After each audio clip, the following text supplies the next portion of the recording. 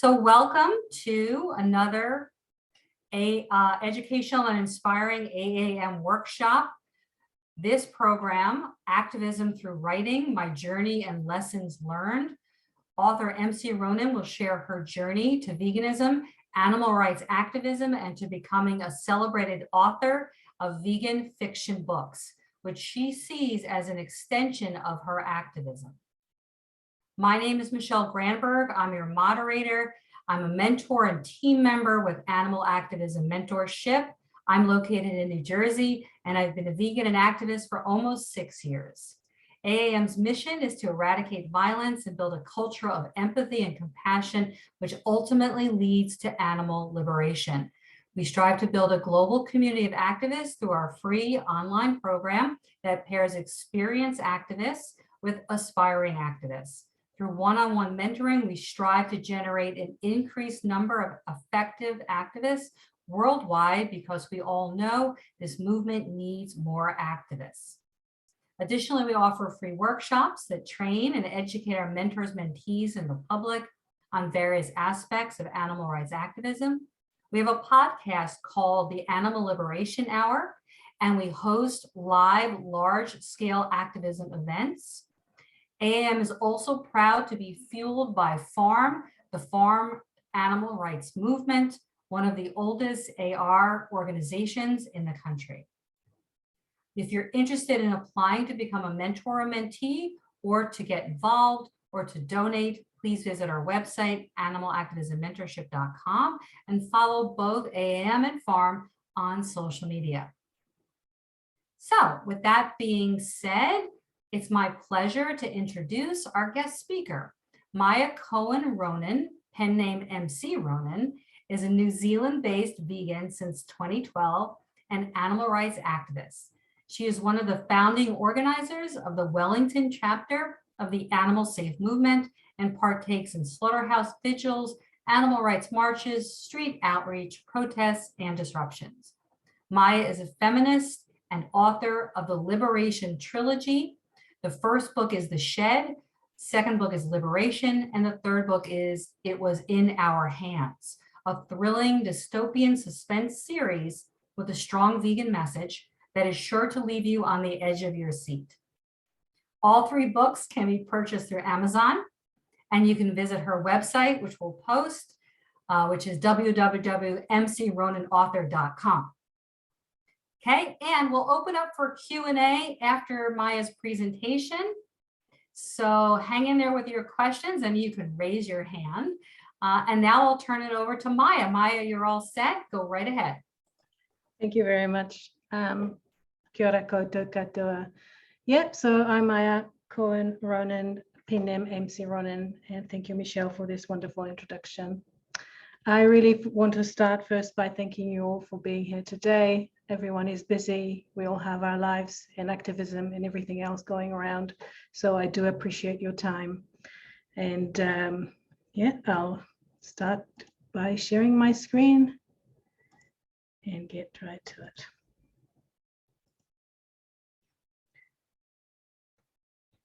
Can you see? Awesome. So yeah, this is the Liberation Trilogy, the 3 books that we are going to discuss a little bit later. And this is, as Michelle stated before, the presentation that you are here to join. I'm talking to you from New Zealand, where it is currently Friday at 11 a.m. So I'm calling from the future if you're in America or Canada. It's a little bit stormy outside, so I hope internet will hold. I just want to emphasize that even though this is about my journey as an author, this is not just for writers. I think there are takeaways here for anyone. You know, whatever your preference, whatever your skill, whatever your talent or your special life force, if you're a photographer, a videographer, a dancer, a chef or a cook, a YouTuber, social media singing, dancing, gardening, architecture, whatever it is, art, I think there are going to be some takeaways for you as well. So even though this is a little bit informal, it's just me talking, I did wanted to have a little bit of organized presentation. So there is a little bit of a structure to the mess. I will start by telling you a little bit about myself, given that most of you have never met me before, or all of you, except Michelle, probably. My road to veganism, I'm going to talk a little bit about that, about my activism, other than writing, and my vegan fiction books and publishing journey. So this will come a little bit later, and we'll finish with a Q&A. So a little bit about me. This is me. I think I was around 2 or something like that. I was a toddler holding a poor little puppy who doesn't seem very happy about being held like that. I was very clearly 70s by the way I'm dressed, but you know, just a normal family that manifested love of animals. Really, it was love of pets. This is my dad, probably the inspiration from Magnum PI. Again, this is 70s, and I think this is probably London Zoo. I don't know how the heck they would allow children this close to animals in a zoo, and obviously I doubt very much that this still goes on like this, but maybe I don't go to zoos anymore, so I wouldn't know. But I put it here just to show that, you know, we loved animals, right? My parents loved animals, and I loved animals, and I loved elephants. So where best to go and see elephants if not locked up in a zoo? But it was just like that, and that was normal back then, and it's still, sadly, it's quite normal today as well. This is me again with my brother with that same miserable puppy litter. I was very much a nature girl. I think I always had that connection with nature. I remember even as a teenager when I was traveling with my parents and going into the great outdoors, I was very much taken by the view, and made a real connection with nature and the beauty of it. So yeah, I felt like putting that little cutie with flowers to emphasize that. I grew up with dogs. Funny enough, between this image of me as a toddler with a miserable puppy and this one of me as a teenager with my dog, I actually developed fear of dogs, and I don't know even what prompted it. I can't remember ever being bitten by a dog or even chased, but something happened that I don't know if it's normal, maybe not, but I developed a fear of dogs. And so when we moved to this house in the countryside, more of a countryside, well, it isn't anymore, it's more of a development area, but it was a countryside at the time. My parents got this dog. It wasn't adopted, obviously, it was paid for, as you would have done those days. I don't think there was an animal charity for dogs adoption at the time where we were. And I grew up with this one. His name was Barack, and nothing to do with the American president. But yeah, and I loved him. He was like a brother to me. He lived to 13. And so ever since, even as an adult, I had a dog always. I currently have 2 dogs. But this one, his name was Luther, my gorgeous, gorgeous boy. Adopted him. He was a stray in a very bad condition. We picked him up basically from the street and raised him. I moved to, I lived in the Scotland for a while. This one is in Isle of Skye, taken in the Isle of Skye. And so he came with us. He was, rest in peace, he was a very well-traveled dog, and he was my first child, my doggy fur child, and I miss him terribly. So I had a dog, and I always thought, yes, so I love dogs, right? I love animals. I will never live a life without dogs in the house. And I also have a rabbit these days, but I love animals, obviously. But never kind of bothered me the fact that I'm actually eating other animals other than dogs. And so I was not aware of speciesism or that terminology, and I was just, that's how it used to be. 2012 is the year of the big change for me. I was a mother for the second time. I had my daughter, and she was just a toddler, just a baby. And years before then, I had my son. So there was a little bit of a gap between them. When my son was a toddler, he fell in love with sharks and got real interested in sharks. And so I tried to nourish and nurture his interest in sharks. And through his interest in sharks and his fascination, I discovered Sea Shepherd. And I absolutely bought into what they're doing. And through introduction with Sea Shepherd, I finally realized what's going on in the ocean, the overfishing, the hunting of whales and dolphins, and what's happening with the sharks, the butchery of sharks in the billions. And I was shocked. And I had this kind of dream or like a thing with, I thought, oh, one day when my children are grown, we're gonna go on a Sea Shepherd, ship, and we're going to go to the Southern Ocean, and we're gonna chase those whalers off, like you see on TV. And yeah, it's gonna be so cool. And then I read somewhere that Sea Shepherd's ships are all vegan. They are strictly vegan. And I think it then kind of hit me, because I thought, why? Is it a bit extreme? So why are the ships vegan? Because it was such a dissonance for me. I wanted to go and be this warrior for the whales and the dolphins and the sharks, but then vegan? That dissonance actually made me go and research, because the information was not readily available. As you know, the industry is very particular about hiding and obscuring the truth from us.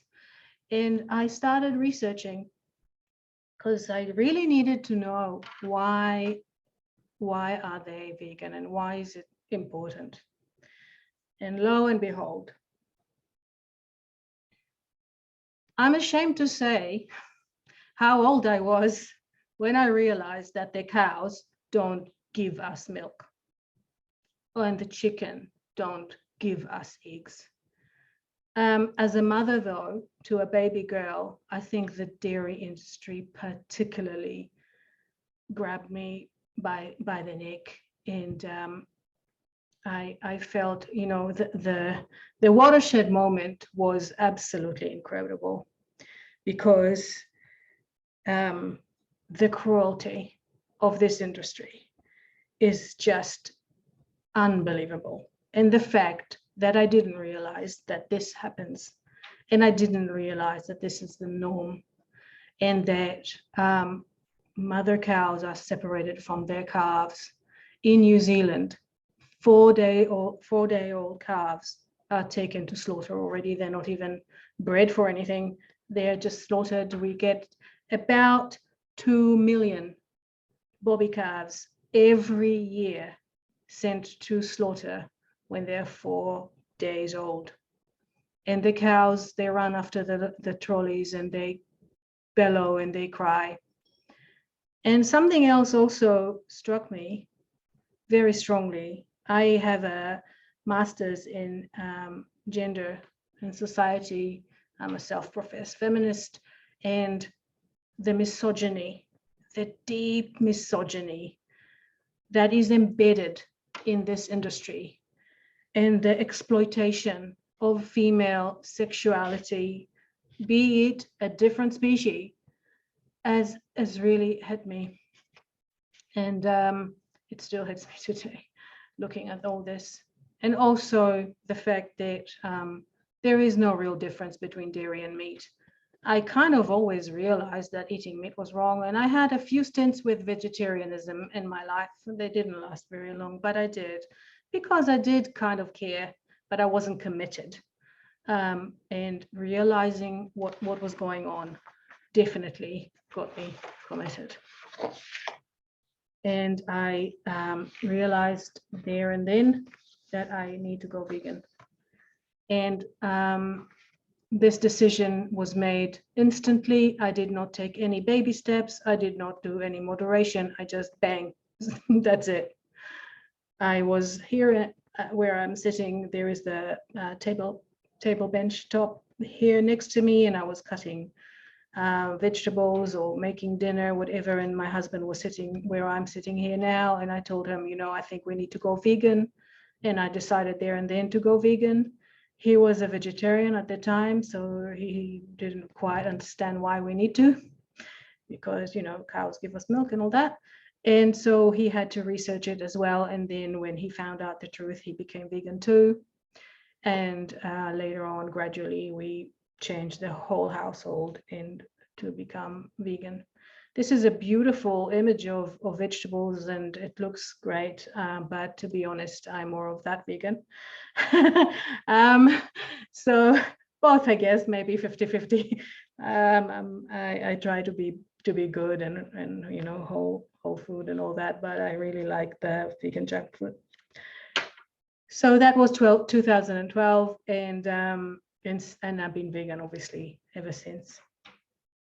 Gradually, though, I realized that this was not enough, that I had to speak up. I didn't come right away. It took a while, but I think it took a couple of years. But yeah, I just found myself restless and agitated and needed to go out there and speak up and fight for the animals. I'm not sure if this was my very first vigil or just one of the first vigils that I've ever done. I just had to do something. So I went into Facebook and I looked for something that was happening in my area, which is Wellington, New Zealand. And there was a vigil outside the slaughterhouse, and I just, not with Save, it was more of a roadside outreach. And I just made this sign from paper, and I just came. Standing next to me is someone who became a great colleague, and we're still doing this together, Sonia.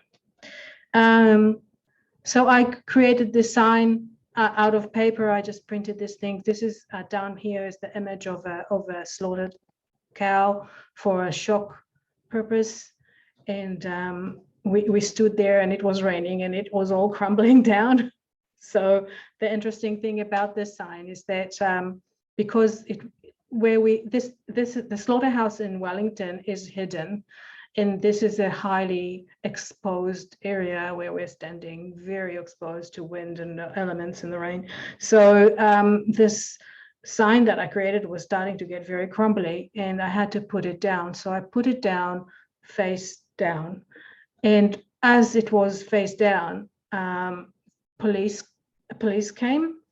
A police car came with two quite nice officers who told us that the public complained about inappropriate signs that we're holding outside the slaughterhouse. And I think that we're talking about here, because they looked around, all the other signs were fine, just text, and this one was face down on the ground, so they couldn't see it.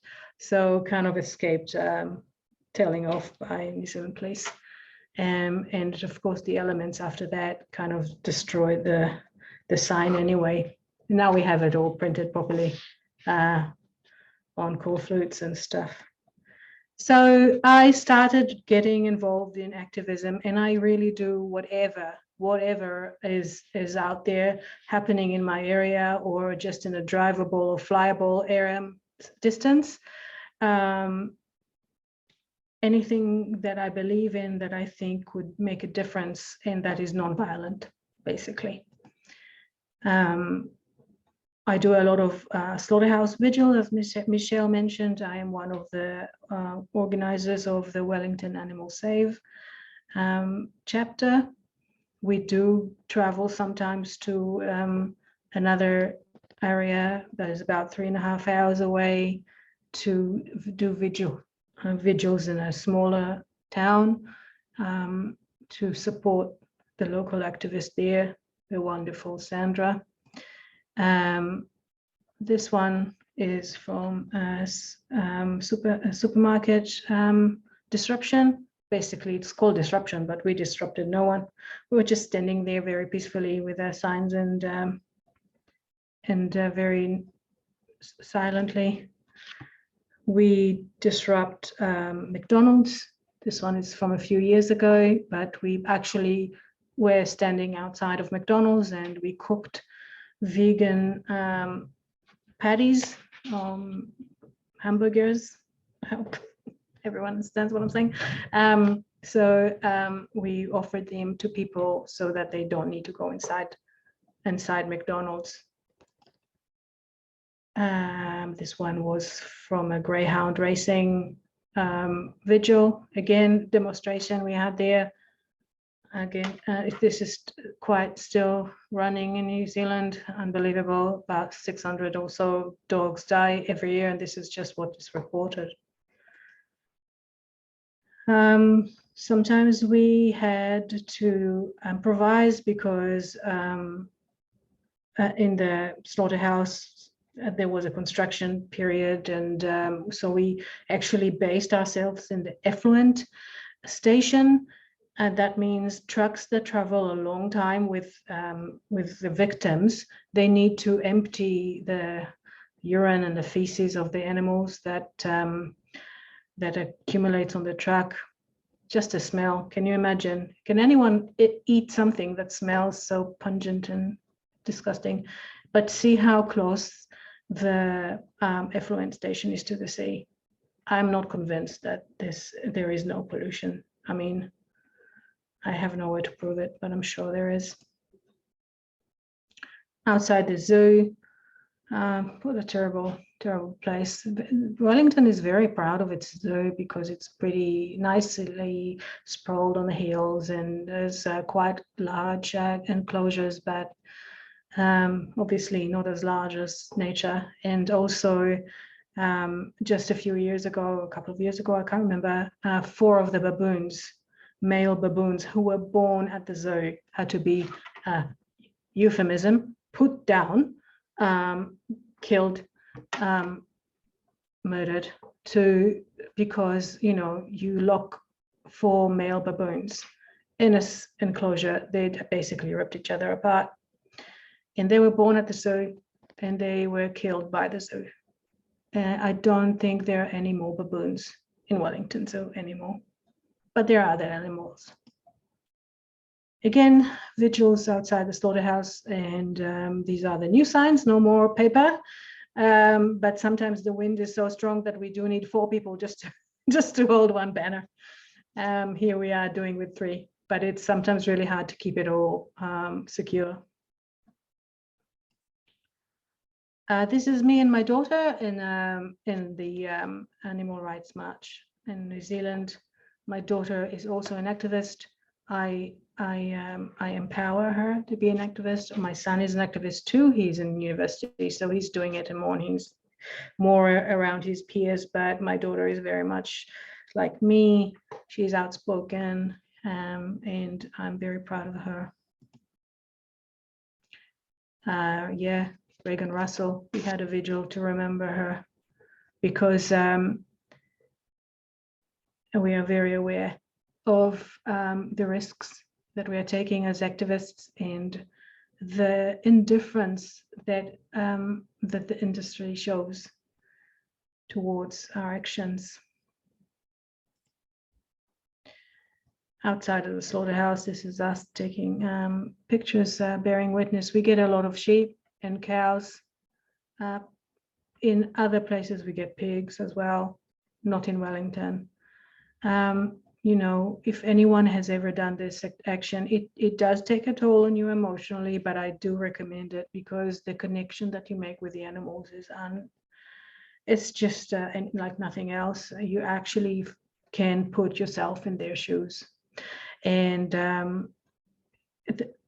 I mentioned the smell before when we were waiting by the effluent station, but really you can tell a truck is coming before you even see it because of the smell. And then obviously the fear and the agitations of the animals. So if you have a chance to do this kind of activity, I think it is recommended. Street activism is kind of like AV, but as something local that we do, it's called Make the Connection. It's pretty much on the same idea as the Cube of Truth. Yeah, so you know, there is a saying, I think, that there is the family you are born to and there is a family that you choose. And I think very much in my case, I chose this family of activists, amazing people. I'm so proud of being one of them, fighting with them shoulder to shoulder. I know that there are a lot of issues within the vegan community, even within the activist community, a lot of disagreements about a lot of things. COVID has been quite a point of,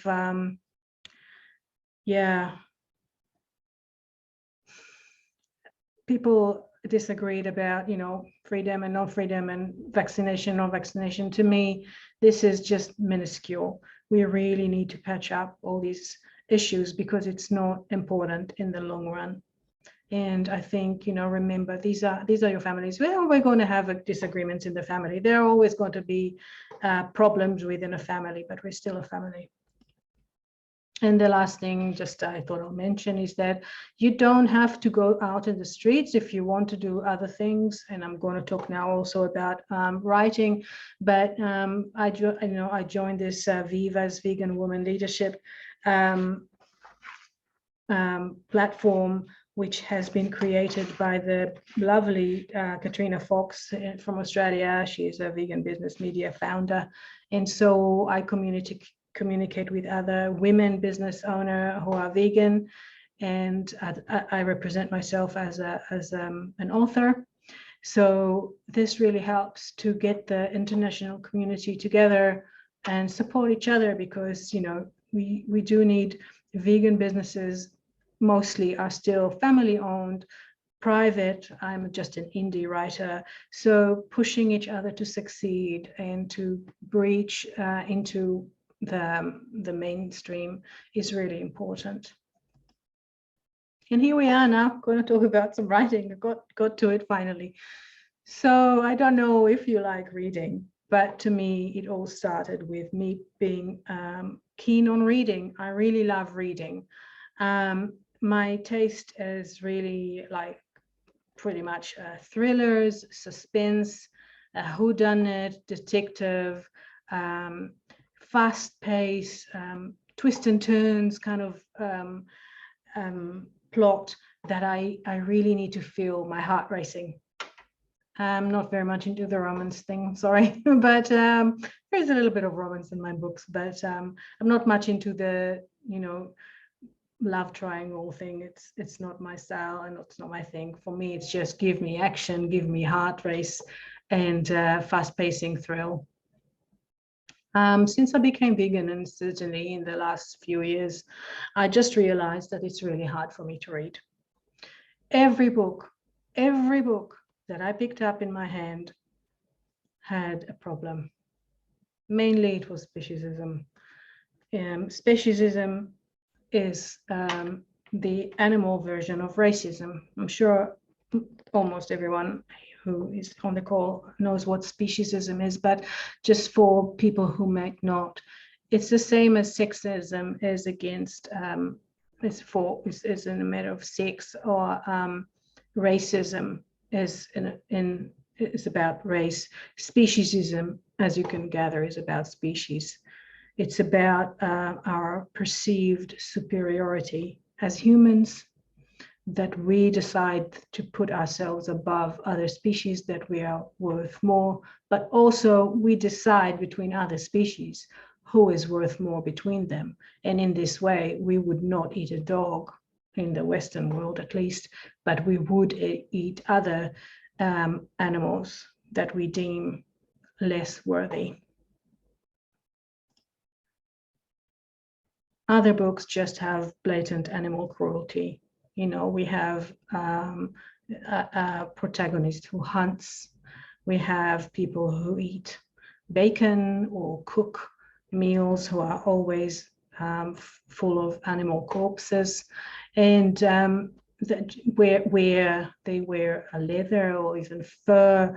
All these trivial mentions, like, you know, that I'm sure the author haven't even paid any attention to them because they are not vegan. So for them, it's trivial, it's banal. And so animal cruelty and speciesism just reek through the pages. And as vegan, I found it quite disturbing and off-putting.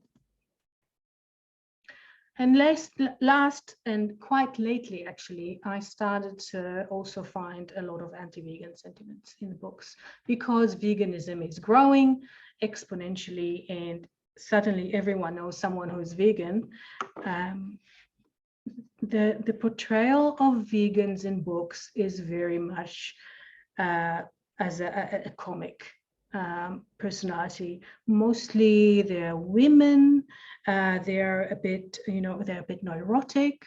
They're very fussy, aloof, and obnoxious, even, I would say. You will never find like a male who you will never find a Patrick Barbomian vegan in a book. No, you will get very typical, stereotypical, negative depiction of vegan, and always, almost always a woman, maybe a couple, maybe a heterosexual couple, but then they'll both be mutually ridiculed. So that really started to put me off reading, and that's a shame because I really love reading. And I thought, all right, it doesn't exist. I couldn't find it, and it definitely doesn't exist in levels that, you know, every book you pick up is vegan friendly. So I thought, why don't I write it? I'll write a book who is vegan friendly, that vegans can just pick it up and really get that heart racing, that thrill. It's going to have suspense. It's going to have all the elements that I really enjoy. And when I started thinking about what I want to write about, and that process started somewhere in 2016, so quite some time ago, slowly I realized that I want to go one step further. So I don't just want to write for vegans. I want to write a book for pre-vegans. I want pre-vegans to be able to read this book and get it. I want it to be an outreach experience, and that they will read the book and enjoy it because it will be a great suspenseful book, you know, with ups and downs and spins and surprises, and that in the end they will say, I get it. So there's a twofold here: for vegan, by vegan, but also for pre-vegans. And I really wanted to capture all that in my book. And I wrote The Shed. So this is what it looks like when it's created, but obviously when you start writing, it's just a manuscript, just a Word document. The Shed tells the story of Sunny, and I just played a little bit with the whole concept of George Orwell's Animal Farm and turned it up on its head so that people who are pre-vegan could really put themselves in the place of the animals, so that humans represent the animal in the way that what we do to the animals. So it's the humans who farm other humans. And Sunny is a dairy farm, a dairy cow, she's not a cow, she's a girl, but she represents a dairy cow. And she's, of course, oblivious to her destiny. She's oblivious of what she is. And slowly the story develops. It's quite a thriller. It can be quite dark, but I think it's quite powerful. If I should say so myself, very good. So I wrote this, and of course, then the question is, how deep do I want to hide the fact that this is a vegan book? I don't want to hide the fact that it's a vegan book. This is from the printed version. The little spiel at the back where it speaks about myself. And I just wanted to make it very, very clear that I am a vegan activist and I do all this activism because this is a great book. It is written by a vegan activist. Deal with it. It didn't put off a lot of people, actually. I had a lot of pre-vegan readers, so we'll get to that. But so I wrote The Shed in a way that can really capture the pre-vegans and, open their eyes in a way, but also in a way that does not hide the fact that I am myself a vegan activist. And also, this is how the book ends. These are the very last words of my book. If you missed it by chance, there it goes. Excuse me. If you missed that point, you really need to pay attention and to free your slaves, because we're talking about cow slaves, etc. in the book. And so it was written, and it was again just a manuscript and a Word document. And I thought, okay, now what? I have no connection with literary agents, with the publishing world, not here in New Zealand or anywhere else. And I just wrote a book about something that means a lot to me, and I want to publish it. So what do? I did what I thought I needed to do. I started contacting established publishing houses and established literary agents. And it didn't go very well. Those who liked it and asked to get how it happens, you send a cover page and a synopsis, and then like first 50 pages or first 3 chapters or whatever, and they read it, and then they ask to see the rest of it. And I did get a request to see the rest of it, and some of them really liked it, but they said it was niche, and it was a niche market. And so they didn't know how to represent it in front of established publishing houses. Established publishing houses will not talk to you without a literary agent unless you are a celebrity. And I am not a celebrity.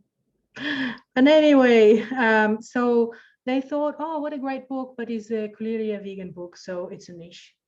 And it really boggled me, because it's a book it's a thriller. It's such a common,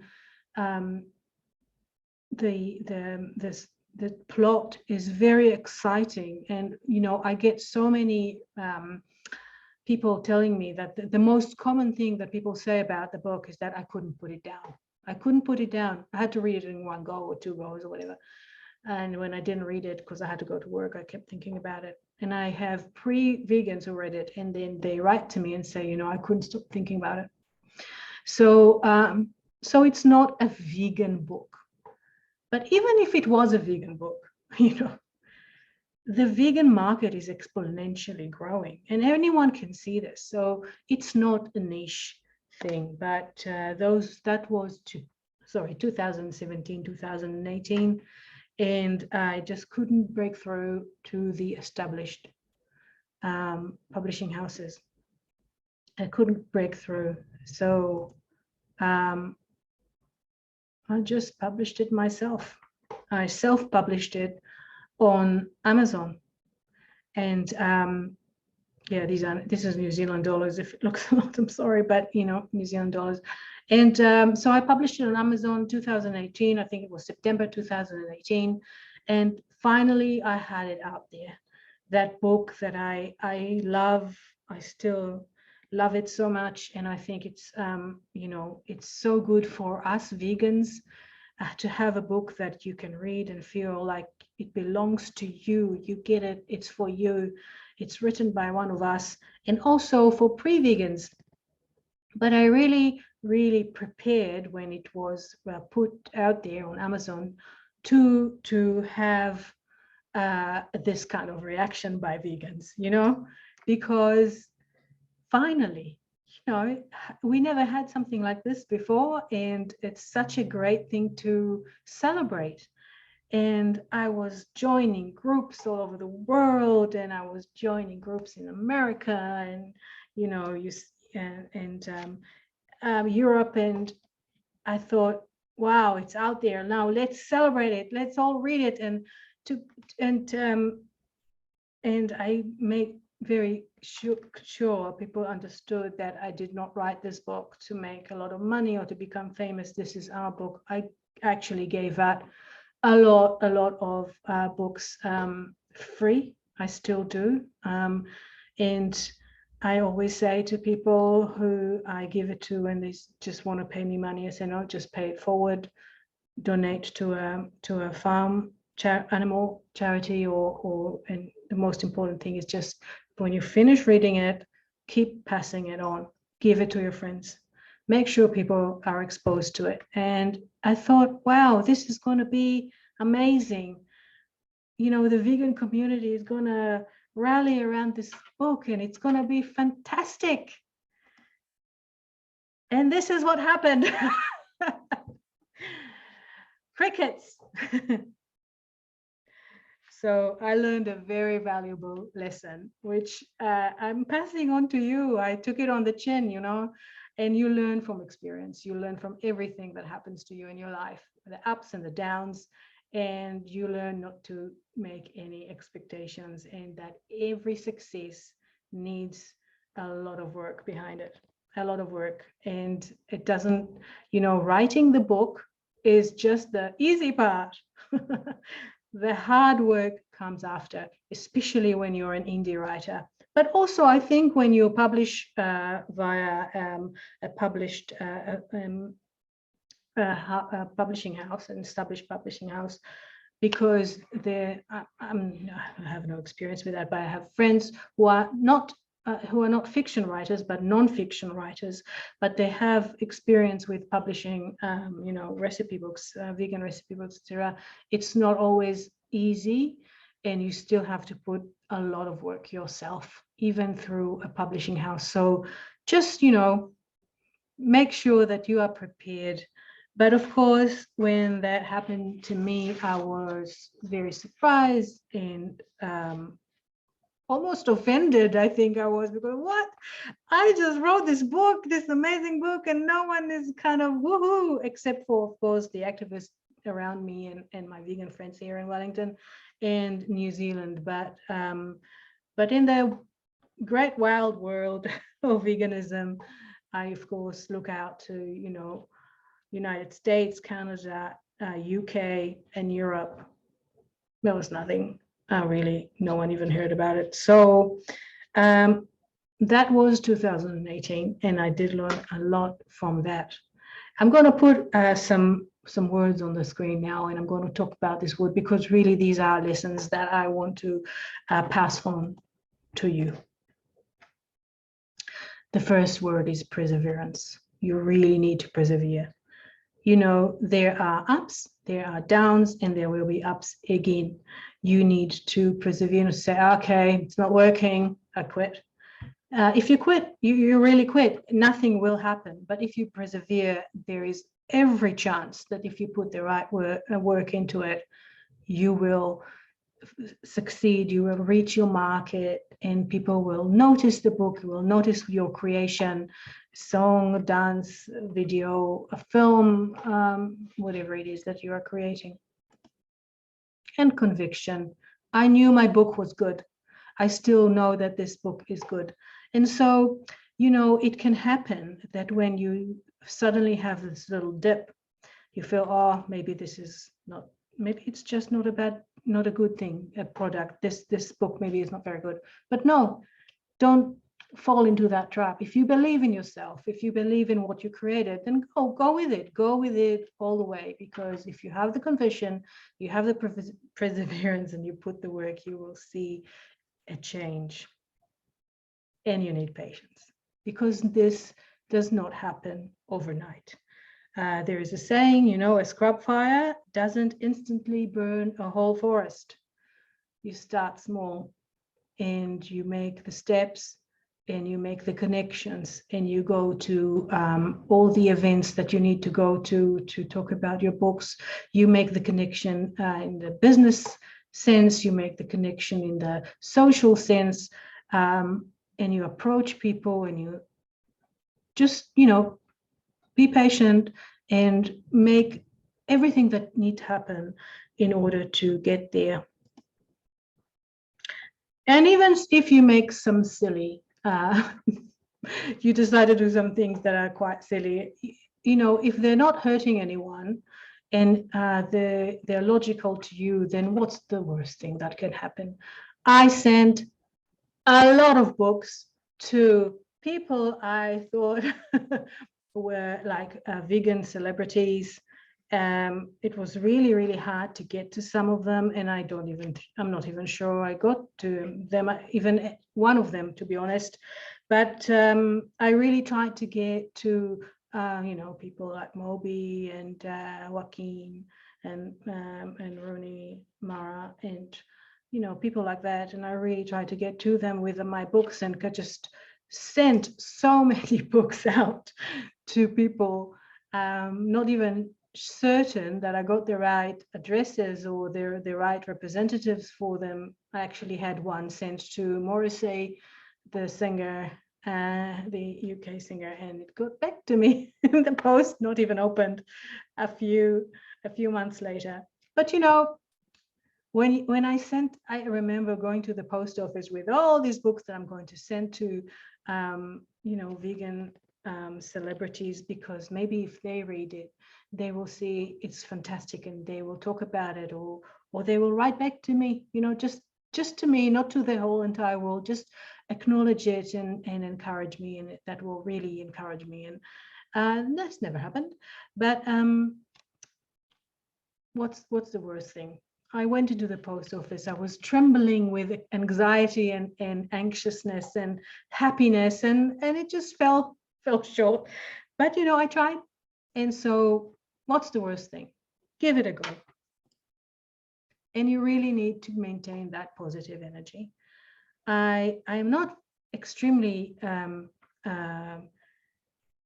spiritual, but I am a little bit spiritual, I think. And I do believe in positive energy, and the ability of a positive energy to radiate and to almost like, you know, it trickles through, it expands in the universe and brings good things back. So it is easy sometimes when we don't reach the milestone, the milestone that we set to ourselves, but it is easy sometimes to maybe feel down. Try to keep the positive energy as much as you can for as long as you can, because it will pay dividends. I think, I really do believe that. And this is probably the best thing to remember, and the most important thing. I wrote this book for the cause. I did not write it to become famous. Otherwise, I would have written it with my own name, but I put a pen name to hide behind. So much so that in the first interviews that I had, I think my first recorded interview was with Vegan FTA, and I actually asked them not to even use my name, Maya, not to say Maya, say M. It's ridiculous now. I think about it. But I just didn't want people to know who I was. It's not about me. It's about the animals. It's for the animals. So just focus on the book. Of course, it's a bundle. You have to expose yourself in a little bit, I guess, because people are interested about the person behind the book. They do want to know who you are and to get to know you a little bit. And so I had to learn that as well. As one of the lessons learned. You do need to expose yourself. But it's not about becoming a celebrity. I don't want to be a celebrity. I never cared about celebrityism. It really is about the cause. I'm doing it for them. And it's not about for me to be making money. As I said, most of the books so far really sold for pennies and all free. And when you do make it, when you do reach the milestone that you set for yourself, and people start to acknowledge you and acknowledge your book and start talking about you, and you know, it's really important to keep your humility. It's I guess it's quite easy to get carried away with recognition, but you always go back to the point before. It's for the cause. It's for the animals. It's not for myself. Keep it real and maintain gratitude. Everyone on this call today did not have to be here today. I really thank you. People who buy the book, as a gift to other people, they don't have to do it. They pay their money that they earned and they work for, and that is just, I never take these things for granted. I always in my back of my head, I say, wow, thank you, because this is amazing. The second book, Liberation. So when I finished The Shed, it does end with a cliffhanger, but not a huge cliffhanger. I mean, you can probably end it there, but people started demanding, where is the rest? Where is it? So I wrote Liberation. It was published in 2020, January or February 2020, just when the corona outbreak hit the world.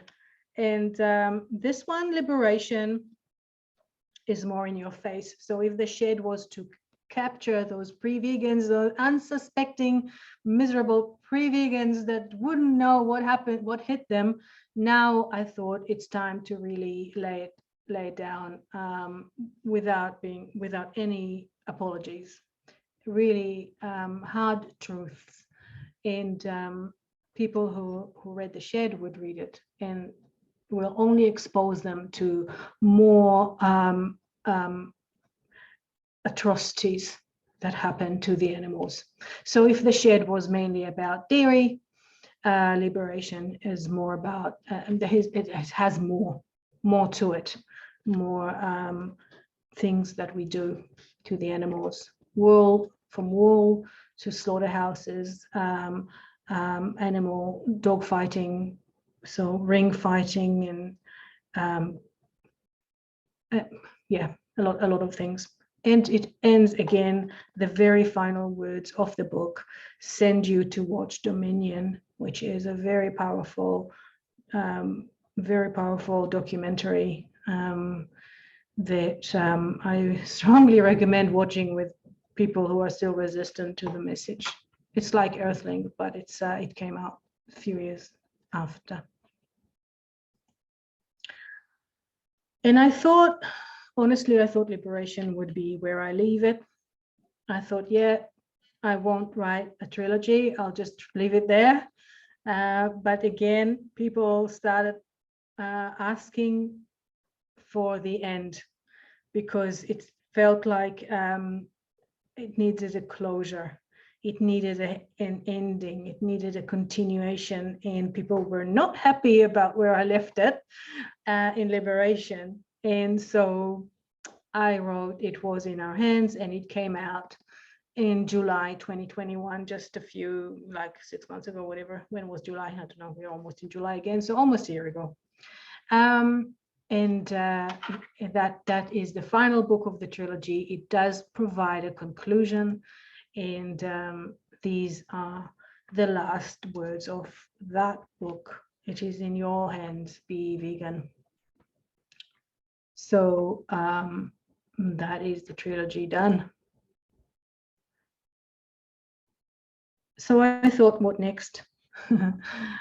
A lot of people said to me when they read the books, they will translate beautifully into a movie or a series, you know, a Netflix series or something like that. And I agreed always that it would make a great movie, a great media content. But I was nervous to give it out to people who are not vegan to write the script, and I didn't know. Again, you know, finally I understand a little bit about publishing, but I know nothing about movies at all. I have no connections. You say Hollywood, you say a space, it's about the same for me. So I just decided to give it a go and write the script myself. And I wrote the script for the shed, just for the shed, thinking, you know, if it's a movie, then there will be a trilogy of movies. And I gave it to a very renowned body of, they do reviews, and I got really good, very encouraging feedback, very good mark. And I was like, oh, okay, maybe I can do it. So, and then, yeah, so the latest thing that happened with this is that it was chosen, it made the cut as a semi-finalist in the Santa Barbara International Screenplay Awards 2022. So that is pretty awesome. So, you know, people do read it, and it's definitely now more so the industry, the film industry, or, you know, there's more exposure. And I think that the trick is really to try to ask yourself, okay, so I've done this now, how far I can take it further? What else can I do to take it further, to expand audience, to push it towards the mainstream? Because really I want to push it towards the mainstream. And it's not easy when it's about what I learned as well, to translate a book into a script, because the book has so much more opportunity to give you in between the lines, even sometimes the vegan message, the animal cruelty message. It's very hard in a script, and I was so anxious and afraid to lose that message, to get to see it dissolved. And I really tried to incorporate it as much as I could in dialogues, in the setup of things, and so that I wanted to make sure that if one day, I mean, who knows what would happen, right? But if one day this is picked up to be made into some media content, that the vegan message is not lost on the makers or whoever takes it on board. Of course, if it was Joaquin, if you're watching, I would be very happy if it were you. But and Rooney would make a brilliant Violet, but I've been told, and I agree. But yeah, so again, back to my previous point. What's the worst that can happen? Try this avenue, try that avenue, go there, push it and do whatever you can. And always remember the cause is for the cause. Oh, okay. So I also there's also a trailer for the books. Again, it looks like a trailer for a movie, but it's actually a trailer for the books. So Michelle and I worked on learning how to do that. So I'll need a new share and share a new page. Can everyone see this? Yeah. Okay, so now I need to share my sound as well. And yeah, it's about a minute long. In a post-catastrophic world, where some are raised to become nothing but a product of consumption for others, one girl will rise. Enslaved in a small, odd farm, Sunny will one day be called to enter the shed, a terrifying building into which girls enter unharmed, yet come out broken or never seen. Sunny will not succumb to an oppressive fate written for her before she was born. Thrust into a brutal world, she will fight her own path to freedom. An army of like-minded people alongside her, together, bringing total liberation to all who are enslaved.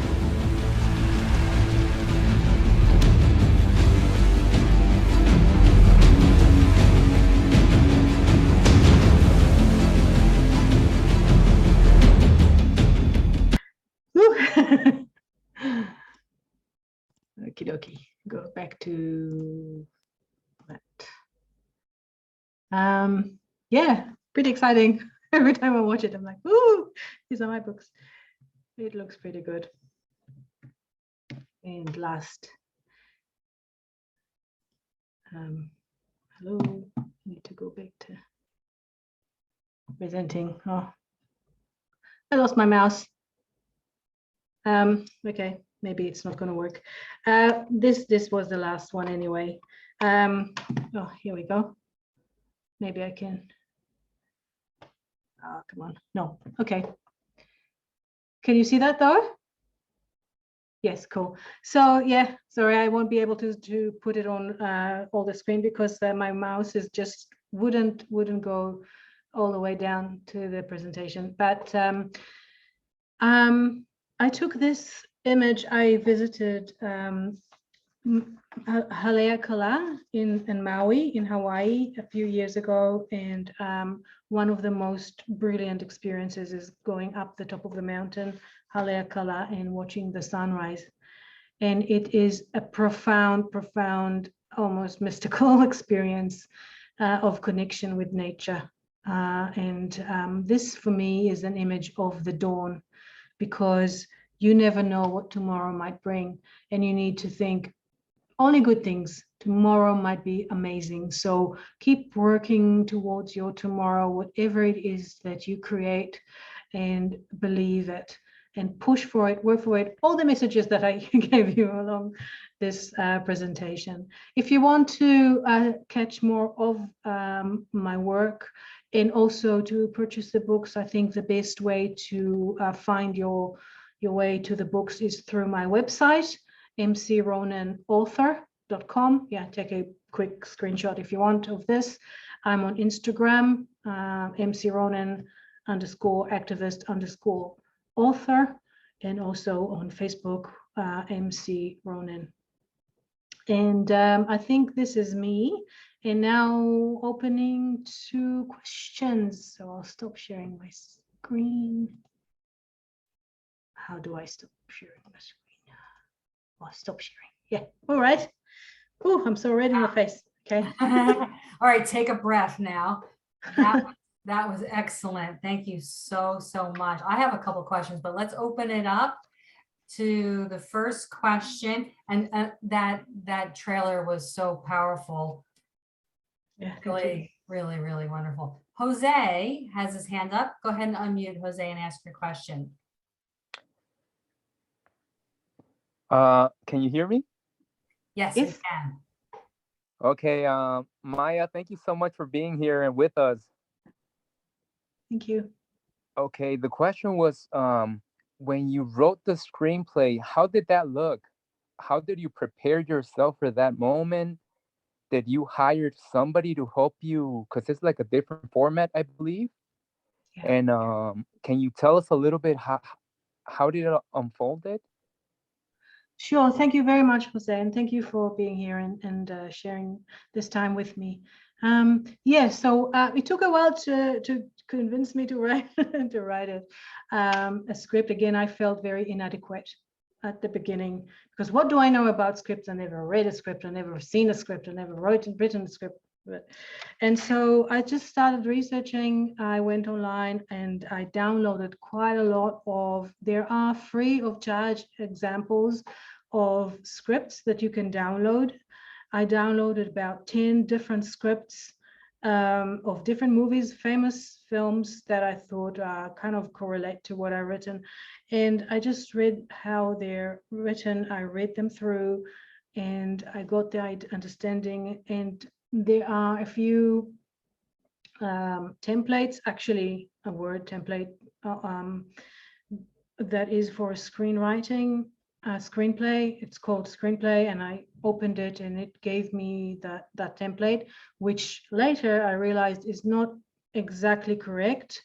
I found, basically I started researching. I went into Google and I saw the different elements that need to be in a script, and again, I wasn't aware of that at all.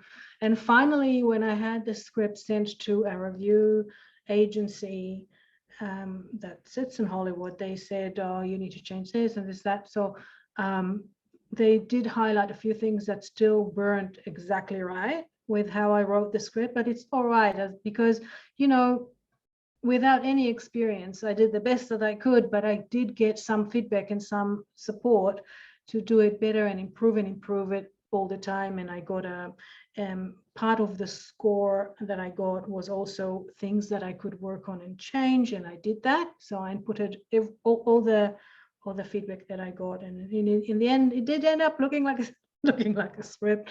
So yeah, but it did, again, like with anything else, it doesn't happen overnight. You do need to put the work and research and look at things. And I watched YouTube videos of explaining the different elements and how to put things together. So yeah, it's like learning a new skill that is very connected to the previous skill, but is a little bit different. So yeah, it really helps to do it slowly, step by step. Hope I answered your question. Yeah, thank you so much, Maya. Thank you. All right, great question, Jose. So we just had a question in the chat from Lisa, which is, are the books available as an ebook? Yes. Not as audiobooks, I'm afraid, but as ebooks, all of them, yes, you can download them. In fact, it's probably the cheapest way. Yeah. Does anybody on Amazon. Yeah, so I should probably say all over the world. So you get them Amazon UK, Amazon the USA, Canada, Australia, Germany, Japan. Yeah, they're all in English. Yeah. Thank you. Anybody else have a question? Just hit the hand raise icon or put it in the chat.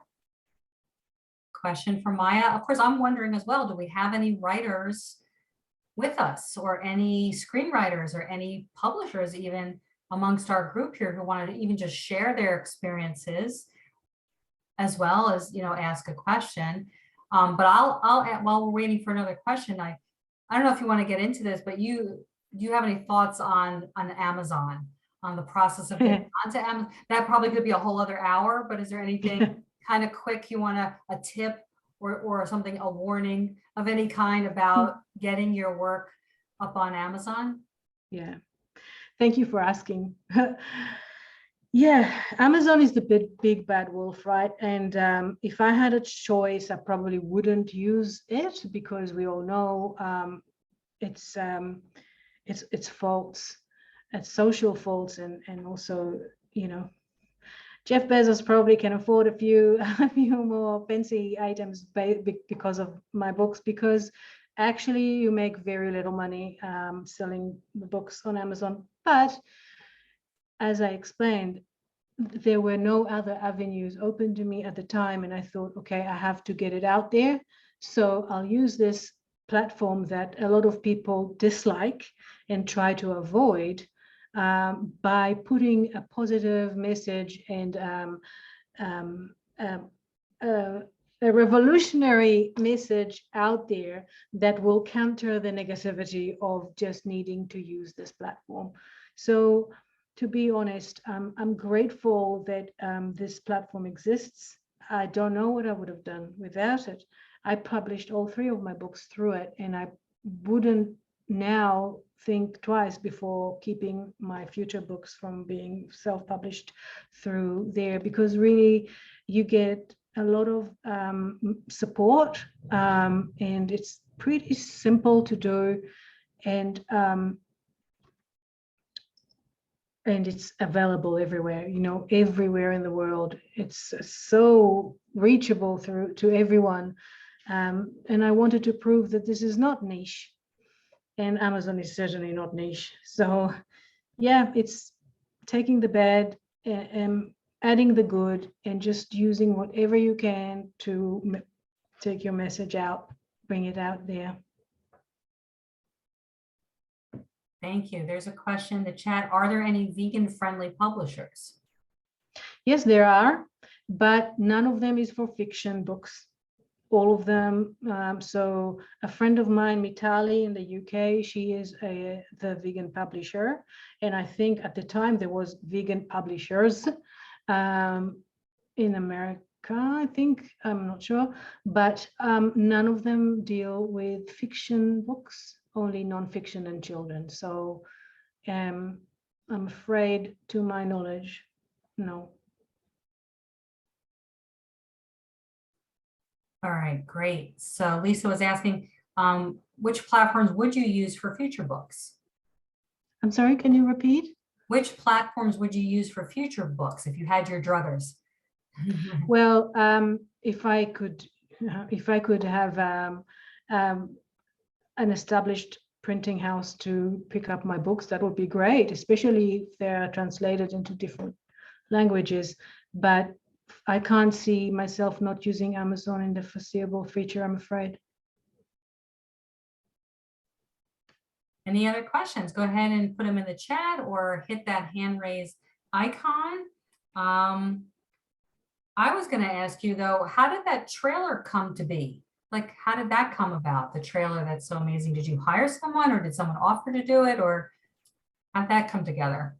Yeah, part of the through my involvement with the vegan women leadership group that I talked about before, I am part of the meeting of getting together once a month. Is anyone who needs some support or questions, put it out there, and people who with experience makes suggestions and help you out. And one of the recommendations that I received was to approach this service that's called Literary Titan. Yeah, and they do trailers. They also review books. They do book reviews and many other things. I found them to be very good, very reliable, not extortionist, and I'm very, very happy with the product. I couldn't be happier, to be honest. So I strongly recommend them. Can you repeat that one more time, and then can someone put it in the chat for me if you would? What was the name of the? Literary Titan. Okay. Highly recommended. Highly recommended. And very reliable. Mm-hmm. So Brita has a question. How did you manage your writing schedule? Did you carve out the same hours each day? What was your routine for writing?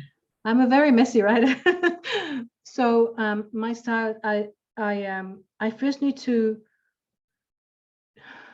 I don't know how to say it better, but I need to be pregnant with the book. It needs to be within me. It needs to grow within me, in my head rather than my uterus. But it grows in me. I nourish it. The idea is that it's like a neurons buzzing in my head. And then when I get to some form of a story, it's almost ready in my head.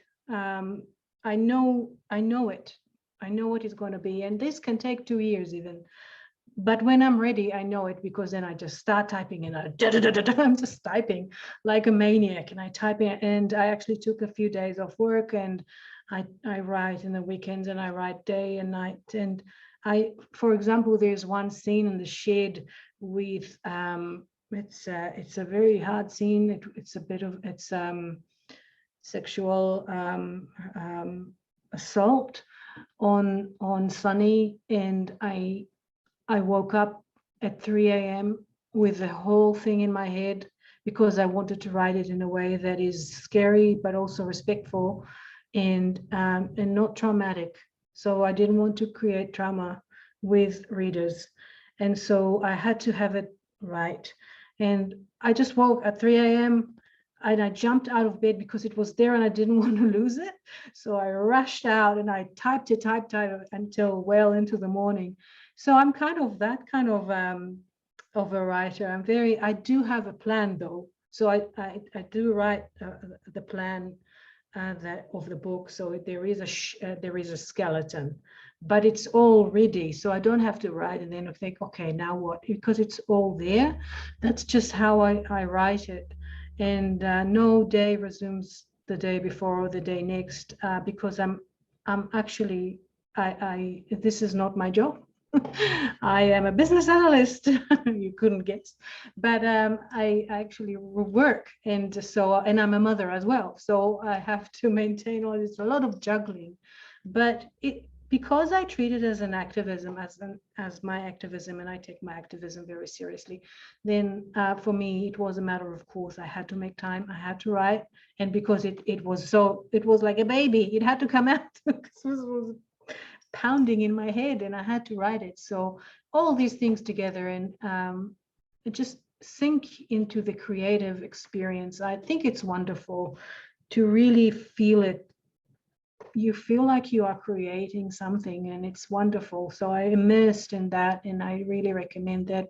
You need to be planned, but you also need to be quite emotional and carried away. Hope I answered. No, that was great.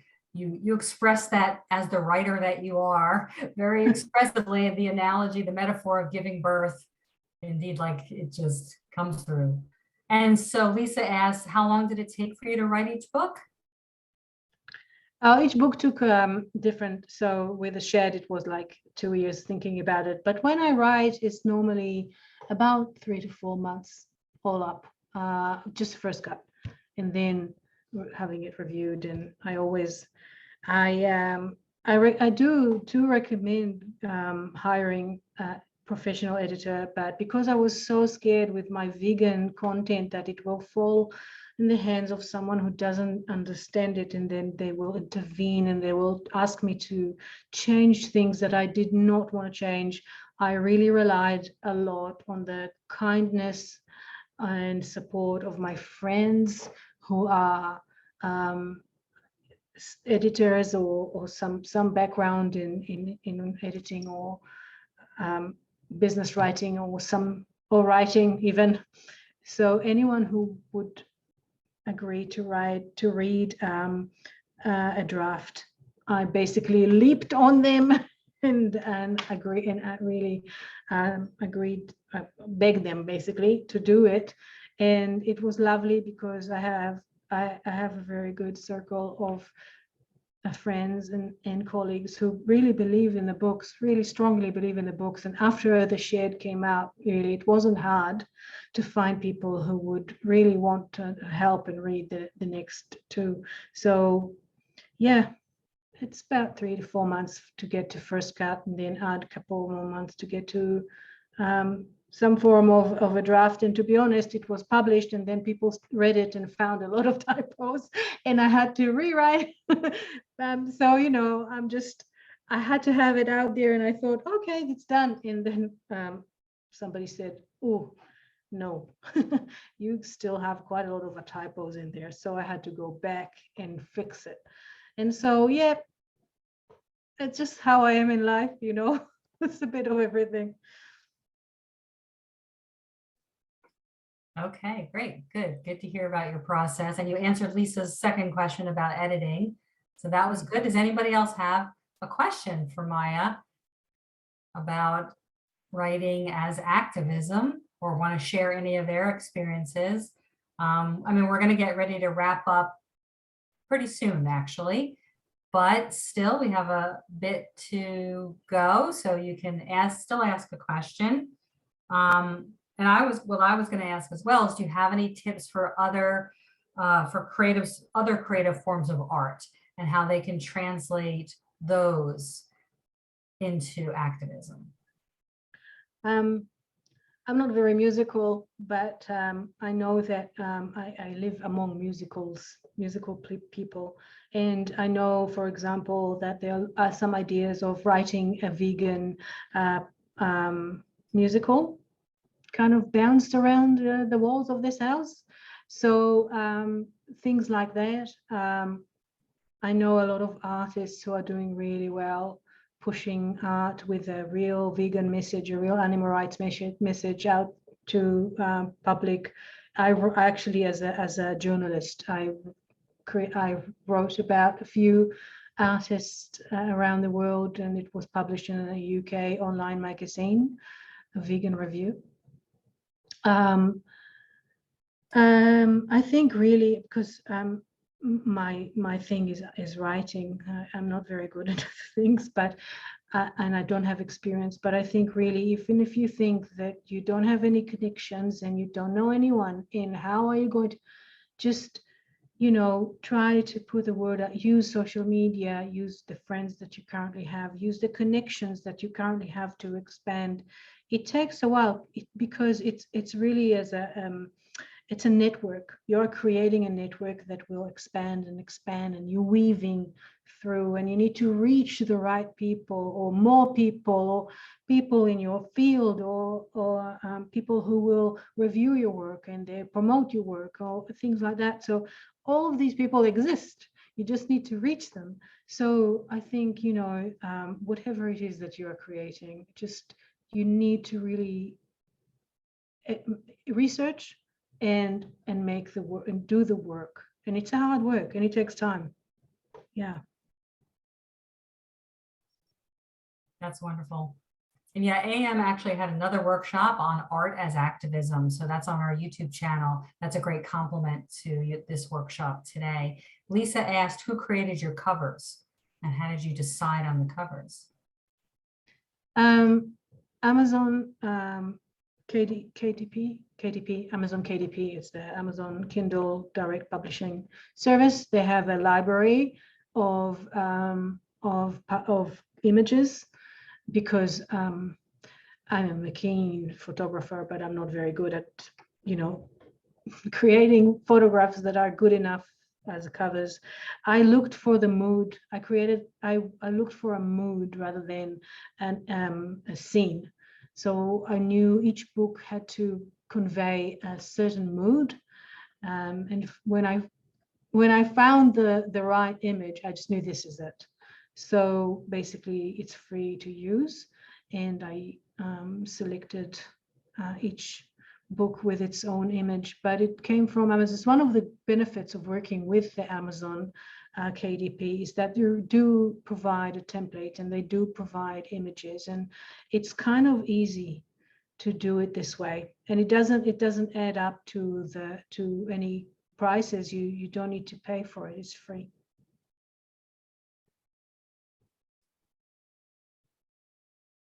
Excellent. Very, very good for burgeoning beginner writers. Any other questions? We're going to wrap up. If there's no other questions, I'll give it a moment. Any questions? I think we covered quite a lot. So Maya, do you have any final words? And how can we as a vegan community, as an activist community, support you? First, thank you very much, Michelle and AAM and everyone here today. Your group, your network is amazing. It's fantastic. I support what you're doing, and it's yeah, overwhelming. Thank you very much, and to everyone who was on the call, and everyone who's watching the YouTube afterwards. Hello. Yeah, I just how can you support? Please go to my website and look at the books. You know, download them on e-reader, because it's definitely the cheaper way that you can get the books. And again, I'm not going to send you to the most expensive. I want you to read them, so the cheapest the better. You know, follow me on social media. Oh, and the thing with Amazon that I didn't mention is that it's very strong, but not very much so everywhere.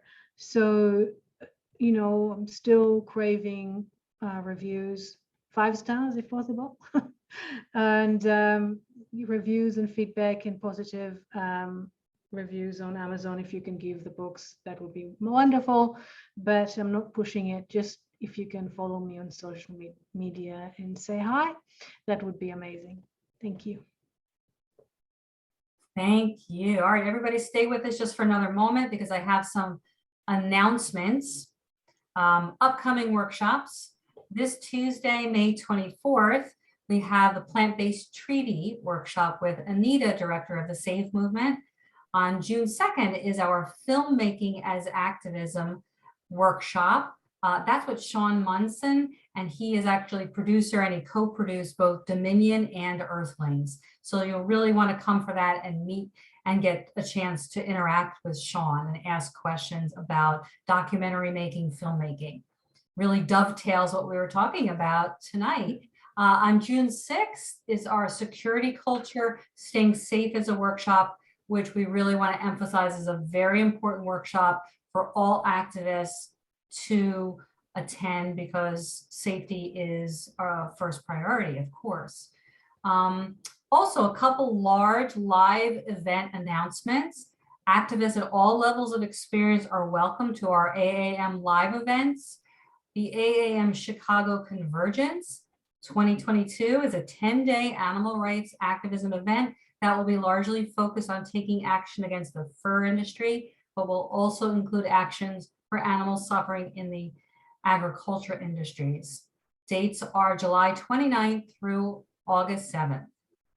The AAM Ohio occurrence is a 3-day animal rights activism event in Cleveland, Ohio. This event will feature several different types of animal rights activism. Dates are September 2nd through the 4th. Check out our page for more details and please register in advance. If anybody of Penema, you can put any links regarding those events in there or any other details.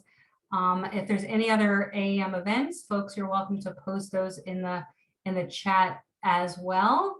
And you're welcome to post your Instagram handles in the chat so we can all follow one another. Or if you have a YouTube channel, you're welcome to put that in the chat as well.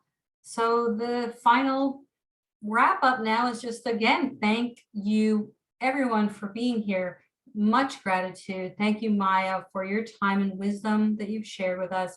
Thank you, Penema, for managing the technical back end. Thank you, everyone, for the work you're doing for the animals of this world. And if you're interested in becoming a mentor or mentee or to get more involved or to donate, visit our website, animalactivismmentorship.com. Meanwhile, we'll add you to our email newsletter list. So we'll keep you in touch with what we're up to, what AAM is up to. Thank you, thank you, thank you so much, everybody. Until next time, stay strong and live vegan. Thank you. Thank you, everyone.